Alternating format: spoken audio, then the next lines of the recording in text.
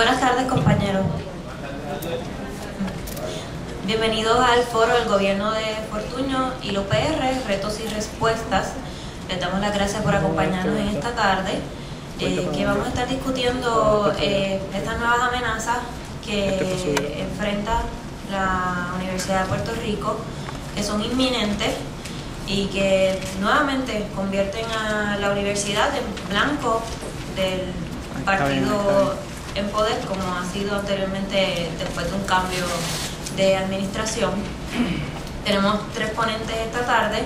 Vamos a escuchar primero a los tres y después entonces pasamos a la sección de preguntas. Vamos a comenzar con el profesor de estudios hispánicos Félix Córdoba.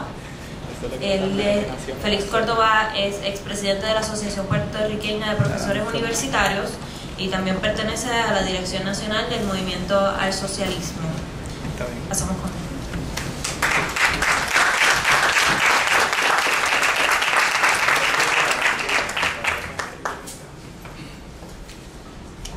Buenas tardes a todas y a todos. A ver cómo me arreglo yo en 12 o 13 minutos para por lo menos presentar algo que no sea muy coherente, ¿verdad? Yo creo que lo primero que quiero señalar es que la situación de la universidad debemos tratar de verla relacionada con un contexto más amplio que tiene que ver con la crisis general que vive el país.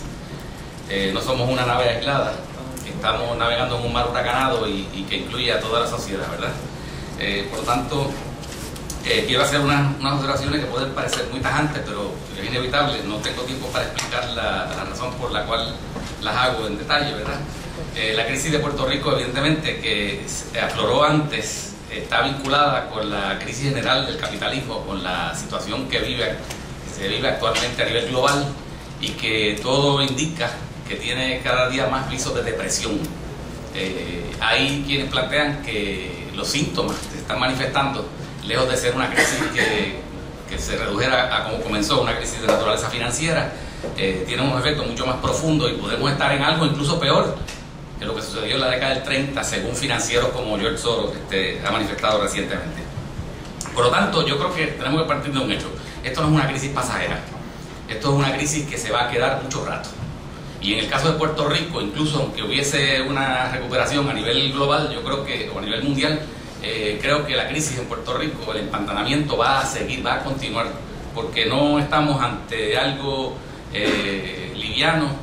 Uno oye en la prensa, creo que hoy o ayer salió un artículo del economista Nicolás Muñoz echando la culpa a los últimos 8 años de los gobiernos del Partido Popular. Esas visiones son estrechas, son hasta frívolas, porque esto es una crisis que tiene una acumulación de efectos históricos mucho más profundos y no tenemos claro tiempo para discutirlo a fondo, pero basta señalar eso, que va a ser una crisis duradera, se va a prolongar y está causada por una acumulación muy compleja de contradicciones históricas. Y luego las preguntas, posteriormente alguien quiere que aclaremos eso, podemos discutir. Y por lo tanto podemos anticipar que la Universidad de Puerto Rico se verá afectada con mayor severidad próximamente por los resultados de esta crisis que se va a profundizar. Si bien el ataque a la UPR no es nuevo, todo yo creo que indica que se va a acentuar.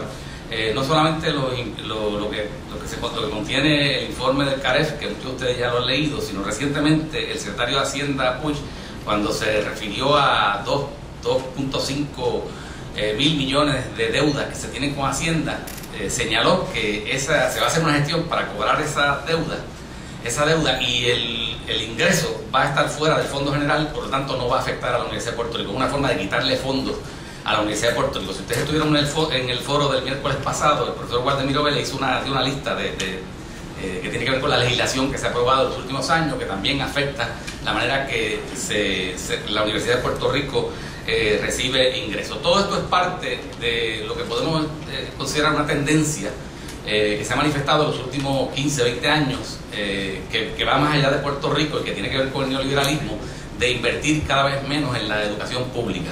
Y como el neoliberalismo acentúa la polarización del mercado y la estratificación o la jerarquización de las instituciones y de la economía a nivel mundial, cuando esto también afecta a la universidad, porque muchos fondos que podrían orientarse hacia la educación se desplazan hacia cuestiones administrativas. Todo esto ustedes lo han sufrido, así que no hace falta señalarlo con mucha insistencia, ¿no?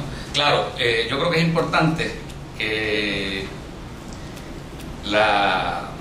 si nosotros analizamos la situación de la Universidad de Puerto Rico, sabemos, y yo creo que es importante cuando se habla de aumento y alza en las matrículas, de tratar de desarrollar una visión histórica. No es la primera vez que se aumentan las matrículas.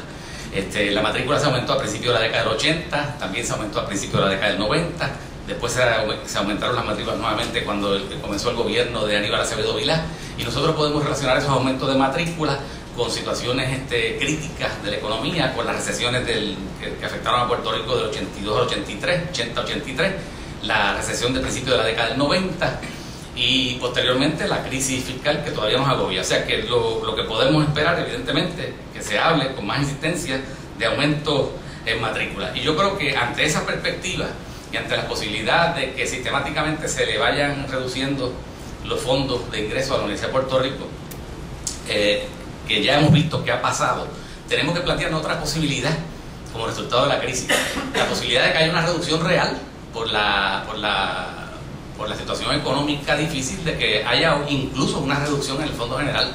Yo creo que estas cosas las tenemos que ver, porque si eso sucediera, el nivel de lucha sobre cómo se va a utilizar ese dinero va a acentuarse, y nosotros tenemos que estar organizados para poder resistir ese proceso. Lo que implica entonces es que qué hacer ante esa situación. Lo primero que yo creo que tenemos que plantearnos nosotros, para poder discutirlo ampliamente, pero no solo en la universidad, para desarrollar formas de comunicación y de diálogo con el país en su totalidad, es qué función tiene la educación pública, qué importancia tiene ese espacio.